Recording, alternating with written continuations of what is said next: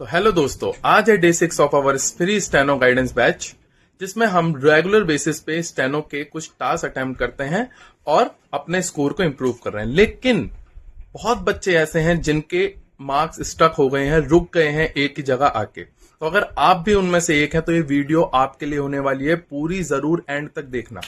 इसमें हम क्या करने वाले हैं, इसमें मैं स्ट्रेटजी बताने वाला हूं, वो स्ट्रेटजी जिससे आप अपने टेस्ट को एनालाइज कर सकते हैं। अक्सर हम क्या है, बहुत ही छोटे स्टेप में एनालाइज करके छोड़ देते हैं, लेकिन इसमें मैं बताऊंगा कि किस तरीके से एनालाइज साइकिल को आपको कंप्लीट करना है, जिससे आपको मोर से ज्यादा बेनिफिट हो। तो जरूर देखिए लास्ट तक इस वीडियो को। Okay, bye. तो हेलो दोस्तों, आई होप आप सारे अच्छे होंगे। तो जैसे कि आपको पता है कि ये हमारा डे 7 है of our free steno guidance batch. तो आज मेरे पास एक बच्चे की रिक्वेस्ट आई है, जिसमें वो पूछना चाहता है कि सर, मैं एक वर्किंग मैन हूँ और मुझे तैयारी करनी है, तो मेरा स्केड्यूल क्या होना चाहिए पूरे दिन का। तो उसी के लिए मैं ये पूरा स्केड्यूल बना रहा हूँ। ठीक है, स्केड्यूल होने वाला है फॉर वर्किंग एस्पायरेंट्स के लिए। देखो, जैसे कि आप सबको पता है कि मैं भी एक वर्किंग एस्पायरेंट ही, चलो वर्किंग एस्पायरेंट हूँ आप ही की तरह। तो मैंने क्या करा है, मेरा सिस्टम क्या होता है, देखो मैं सुबह 5 साढ़े 5 बजे उठता हूँ रेगुलर बेसिस पे। उसके बाद मैं अपना फ्रेश वगैरह होके, मेरी मॉर्निंग में आपको पता हो 6 से 6:30 के बीच में रेगुलर क्या चलती है, मेरी सबसे पहले रेगुलर चलती है फ्री डिक्टेशन बैच चलती है, जो कि यूट्यूब पे फ्री ऑफ कॉस्ट है, आप जाके देख सकते हैं। फ्री डिक्टेशन लाइव क्लास होती है, जिसमें मैं सबसे पहले सुबह लाइव क्लास लेता हूँ। ठीक है, जैसे ही वो खत्म होती है, उसके बाद मैं उसको खुद भी रीड कर लेता हूँ, जिससे कि मेरी भी प्रैक्टिस हो जाए आप ही के साथ साथ। मतलब मैं उसको लिख के फिर रीड कर लेता हूँ। ठीक है, उसी के तुरंत बाद जो है हमारी आपके गूगल मीट पे एक और सेशन होता है। कभी कभी मैं डिक्टेशन खत्म होने के बाद ही लिख लेता हूँ, या फिर कभी कभी मैं आपके ये जो गूगल मीट पे जो हमारी रीडिंग की क्लास होती है, जो हम डिक्टेशन लिखते हैं फिर हम उसको रीड करते हैं, उस क्लास के बाद मैं अपनी लिख लेता हूँ। ठीक है, तो इन सारी चीजों में मुझे अराउंड 7:30 बज जाते हैं, जिसमें मेरी सुबह की स्टेनो की प्रैक्टिस हो जाती है।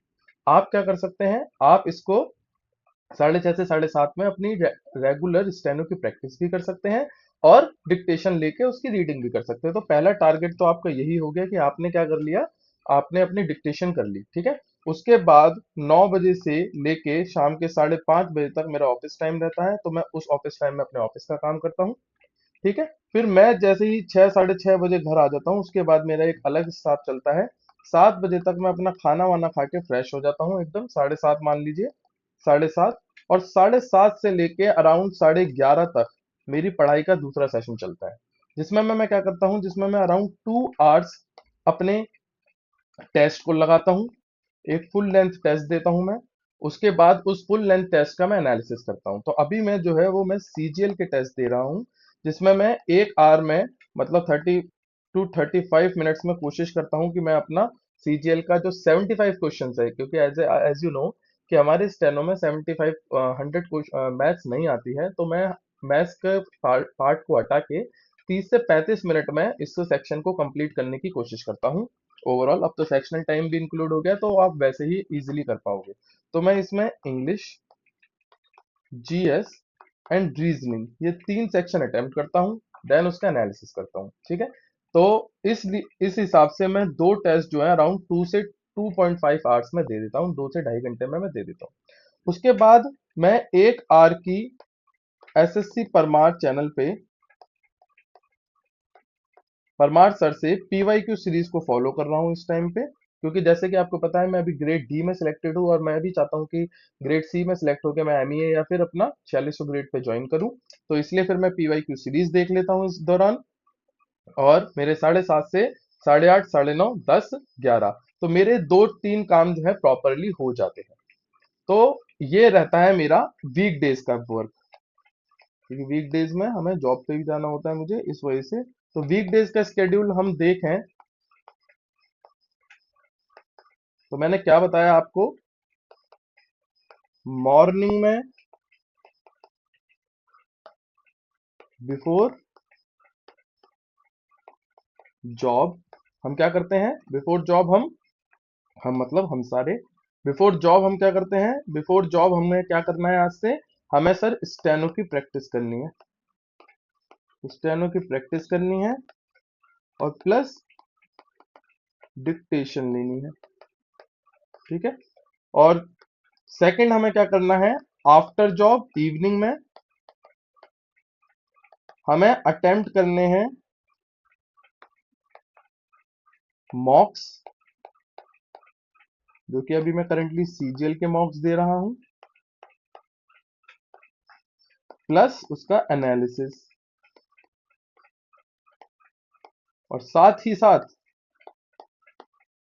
पीवाईक्यू सीरीज भी मैं फॉलो कर रहा हूँ।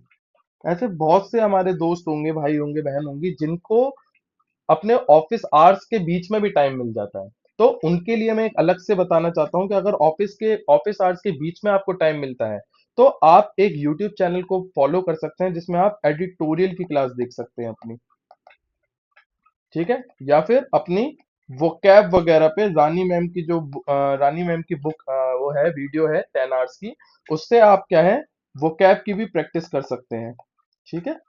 तो अगर आपको बीच में फ्री टाइम मिलता है, तो ये था हमारा वीक डे का पूरा प्लान, वीक डेज का, कि हम वीक डेज में क्या क्या कर सकते हैं, ठीक है। वीक डेज का ये है हमारे वीक डेज का स्केड्यूल, जिसमें हम मॉर्निंग में स्टेनो प्रैक्टिस करेंगे, डिक्टेशन लेंगे, रीड करेंगे, देन आफ्टर जॉब जो हमारे टाइमिंग होगा उसमें हम मॉक्स को अटेम्प्ट करेंगे सीजीएल के, एटलीस्ट 2, कोशिश करिए कि करीबन 2 फुल लेंथ तो आप दे पाए, ठीक है। और उसके बाद हम पीवाईक्यू सीरीज की वीडियोस को हम अपना इंक्लूड करेंगे अपनी पढ़ाई में, ठीक है। अगर जॉब आवर्स के बीच में आपको टाइम मिलता है तो आप एडिटोरियल और वोकैब भी कर सकते हैं। तो ये था हमारा वीक डेज का प्लान। लेकिन एज यू नो कि गवर्नमेंट जॉब्स में या फिर सेंट्रल गवर्नमेंट जॉब्स में वीकेंड्स 2 डेज के होते हैं, ठीक है, सैटरडे एंड संडे। तो मतलब अगर आप एसएससी ज्वाइन कर, एसएससी स्टेनो का एग्जाम देके वीक वो लगते हैं, जॉब पे लगते हैं, तो आपको 2 दिन जो है आपको छुट्टी मिलनी करेगी, सैटरडे और संडे। उसमें मैं आपको बता दूं कि मेरा स्केड्यूल क्या रहता है। मॉर्निंग वही 6:30 बजे से मेरी डिक्टेशन स्टार्ट होती है, जो अराउंड 7:30 तक चलती है। उसके बाद मैं अपना फ्रेश अपने यहाँ से मैं डिक्टेशन वगैरह अपनी खुद की लिख के मैं अराउंड 10 बजे पढ़ने बैठ जाता हूँ मॉर्निंग में। और पढ़ने में मेरी शुरुआत हमेशा से ही मेरी, पहले जब मैंने ग्रेड डी क्लियर किया था, उस टाइम पे भी मेरी यही शुरुआत होती थी उनके मॉर्निंग की, कि मैं सुबह उठते ही टेस्ट देता था। तो अब भी मैं टेस्ट से ही शुरुआत करता हूँ। पहले मैं एक टेस्ट देता हूँ और फिर उसका एनालिसिस करता हूँ, ठीक है। फिर मैं दूसरा टेस्ट देता हूँ और उसका एनालिसिस करता हूँ। इसी के साथ साथ मैं क्या करता हूँ, इसी के साथ साथ मैं अपनी एक डायरी भी मेंटेन करता हूँ, जो पूरे वीक में मैंने जो भी टेस्ट दिए थे, मैं कोशिश करता हूँ कि जो भी मेरे वीक एरियाज थे, मैं उसको इस पूरे दिन में, पूरे वीक डेज के जो भी मेरे टेस्ट होते हैं उसमें लिख लेता हूँ। फॉर एग्जाम्पल आज जो मैं क्या करने वाला हूँ, आज मैं रैंकिंग की प्रैक्टिस करने वाला हूँ, मैं कैलेंडर के कॉन्सेप्ट्स को रिवाइज करने वाला हूँ, ठीक है।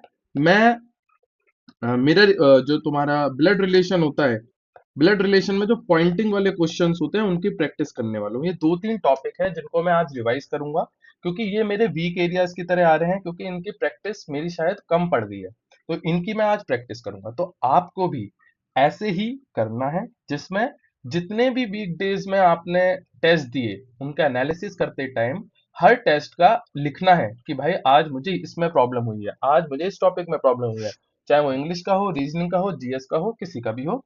फिर उस टॉपिक को आपको सैटरडे संडे में या फिर जब भी आपकी छुट्टी होती है उसको कवर करना है। तो जैसे कि आप देख पा रहे हैं कि यहाँ पे मैंने 10 बजे से स्टार्ट करा, तो अराउंड 1 बजे मैक्स मेरी सारी चीजें खत्म हो गई। 1 बजे से मैंने खाना खा लिया, 2 बजे तक मैं फ्री हूँ। अब मैं 2 बजे के बाद मेरा पूरा टाइम फ्री है, तो मैं उस 2 बजे के बाद क्या करूंगा, मैं उस 2 बजे के बाद अपने वीक एरियाज पे काम करूंगा। और वीक एरियाज पे काम कैसे करूंगा, अगर कोई टॉपिक मैंने छोड़ा है जो मुझे नहीं आता, जैसे मैंने कोई क्वेश्चन छोड़ा जो मुझे नहीं आता, तो मैं उसका पहले लेक्चर देखूंगा, ठीक है। रीजनिंग के लेक्चर के लिए आप पीयूष वार्ष्णेय सर की वन शॉट्स को फॉलो कर सकते हैं। वो आपको एक अच्छा खासा नॉलेज दे देंगे आपके क्वेश्चंस के लिए, ठीक है। वन शॉट को फॉलो कर सकते हैं। तो लेक्चर मैं इस तरीके से कवर करूंगा। और उसके बाद अगर मुझे लेक्चर आता है या मैंने पहले लेक्चर देख लिया है, उसके बाद मैं क्या करूंगा, या फिर मुझे आते थे कॉन्सेप्ट लेकिन मेरी टाइम बहुत ज्यादा लग रहा है या फिर गलत ज्यादा हो रहे हैं, तो मैं उनकी प्रैक्टिस करूंगा। और मैं प्रैक्टिस कैसे करूंगा, मैं एटलीस्ट उसी क्वेश्चन उसी टॉपिक के 550 टू 100 क्वेश्चंस को एक साथ लगातार अटेम्प्ट करूंगा, जिससे मेरी फर्स्ट ऑफ ऑल स्पीड बढ़ेगी और टॉपिक पे मेरी पकड़ बनेगी। तो ये एक तरीका होता है पूरा किसी भी क्वेश्चन को, किसी भी एनालिसिस को कंप्लीट करने का, कि पहले हमने टेस्ट दिया। देखो देयर आर थ्री प्रोसेस। पहले हमने टेस्ट दिया, फिर उसको हमने एनालिसिस किया, फिर हमने उससे क्या करा, टेस्ट को एनालिसिस करने का सबसे बड़ा यही होता है कि हम वीक एरियाज को आइडेंटिफाई करें अपने, कि हमें कहाँ कहाँ दिक्कत हो रही है, और फिर उन वीक एरियाज को हम क्या करें, प्रैक्टिस करें, और फिर दोबारा से टेस्ट दें। अगर इसमें से इन चार स्टेप में से अगर आपका कोई भी एक स्टेप मिस हो रहा है, तो my friend you are on a long track. आपको अपने ट्रैक पे वापस आना पड़ेगा। एनालिसिस का मतलब ही ये होता है कि हम अपनी कमजोरियों को पहचानें एंड देन उसको प्रैक्टिस में लाएं। तो मैं दोबारा समझाऊंगा कि टेस्ट देने के दो तरीके होते हैं। टेस्ट करने का जो पूरा तरीका होता है वो ये होता है कि पहले हम अपने टेस्ट करें। जो भी हम सीजीएल का मॉक दे रहे हैं, सीएचएसएल का मॉक दे रहे हैं, स्टेनो का मॉक्स दे रहे हैं, किसी का ही मॉक्स दे रहे हैं, पहले हम पूरी शिद्दत के साथ उस मॉक्स को दें। उसके बाद उनका एनालिसिस करें। एनालिसिस मतलब कि क्या मेरी गलती हुई, कहाँ मेरी गलती हुई, क्यों मेरी गलती हुई, और इन शॉर्ट में कहूं तो रट्टा मारें कि भाई ये क्वेश्चन जो आज आ गया, अब मेरी गारंटी है कि ये दोबारा आएगा, तो मेरा गलत नहीं होगा। ये होता है एनालिसिस, ठीक है। एनालिसिस करने के बाद आप आइडेंटिफाई करेंगे कि there are some weak areas जहां पे आपकी पकड़ कमजोर है। क्या क्या हो सकता है इसमें, हो सकता है कि आपको टॉपिक आता ही नहीं है, मुझसे होता ही नहीं है, ठीक है। और दूसरा क्या हो सकता है कि वो टॉपिक आपको आता है लेकिन उसमें टाइम बहुत लग रहा है। और तीसरी चीज हो सकती है कि आपको वो रिवाइज करने की जरूरत है। आप जब इन वीक एरियाज को आइडेंटिफाई कर लोगे, कॉपी पे लिख लोगे, तो ये चीज आपके सैटरडे संडे जब आपकी छुट्टी होती है तब आपको काम आएगी। और फिर आप उन पे वर्क करें और इनको प्रैक्टिस करें, इन क्वेश्चंस की प्रैक्टिस करें। प्रैक्टिस कैसे करनी है, अराउंड 50 टू 100 क्वेश्चंस लगाने हैं सेम टॉपिक के, या फिर उस टॉपिक का लेक्चर देखना है अगर वो नहीं आता, और उसके बाद हमें सेकंड टेस्ट पे जाना है। तो ये होती है पूरी cycle of test and analysis की, ठीक है। बहुत बच्चे होते हैं टेस्ट दे देते हैं, उसके बाद वो कुछ नहीं करते, नंबर देख लेते हैं, अच्छा 30 नंबर आए, इस ओके कोई बात नहीं। फिर दोबारा वो टेस्ट देने लग जाते हैं, अच्छा 30 नंबर आए, फिर कोई बात नहीं, तो वो कभी भी इंप्रूव नहीं कर पाते। तो अगर आप भी उनमें से हो जिनका स्कोर अपडेट नहीं हो रहा है, तो ये साइकिल को कंप्लीट करना सीखो। इस साइकिल को कंप्लीट करो, then you will see the difference. उसके बाद आपको नजर आएगा कि देखो कितनी जल्दी जल्दी आपका स्कोर बढ़ रहा है। तो इस साइकिल को कंप्लीट करें, ठीक है। तो ये हमारा क्या है, वीकेंड का मैंने आपको प्लान बना दिया कि वीकेंड में देखो उठने का टाइम फिक्स रखो, ठीक है ना। वीकेंड में मॉर्निंग आपको उसी से स्टार्ट करनी है, स्टेनो प्लस डिक्टेशन से। सेकंड आपको आफ्टर ब्रेकफास्ट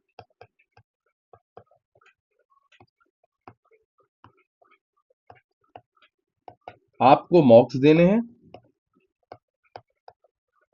और उसका एनालिसिस करना है, ठीक है। उसके बाद आपको अपने वीक एरियाज पे काम करना है पूरे दिन, प्लस जो भी पूरे वीक में आपने टेस्ट दिए उनका रिवीजन करना। देखो रिवीजन इज द की। अगर आप टेस्ट दिए जा रहे हो, अगर आप पढ़े जा रहे हो, लेकिन लेक्चर्स देके जा रहे हो लेकिन उसका रिवीजन नहीं कर रहे हो, तो माय फ्रेंड थोड़ी सी तो मेहनत करनी पड़ेगी, रिवीजन पे काम करना पड़ेगा, ठीक है। इसी तरीके से आपको जो हमारी हम पीवाई क्यू सीरीज देख रहे हैं परमार सर की, उसको भी कंटिन्यूस फॉलो करना है जो भी आपका लेक्चर है। तो ये पूरा प्लान होने वाला है उन सब के लिए जो भी तैयारी कर रहे हैं इस बार एसएससी स्टेनोग्राफर 2026 के लिए। तो माय फ्रेंड, अगर आपको इसके बाद भी कोई प्रॉब्लम आती है तो आप मुझे पर्सनली मैसेज कर सकते हैं इंस्टाग्राम पे, टेलीग्राम चैनल पे, या फिर कमेंट करके आप पूछ सकते हैं, ठीक है। मैं ऑलवेज अवेलेबल हूँ। अब मेरे हर स्टेनो के भाई बहन के लिए मैं हमेशा उपलब्ध हूँ, हमेशा। कभी भी आप कुछ भी पूछ सकते हैं, ठीक है। ओके, तो इसी के साथ मैं आपसे विदा लेता हूँ। Thank you so much. Bye bye.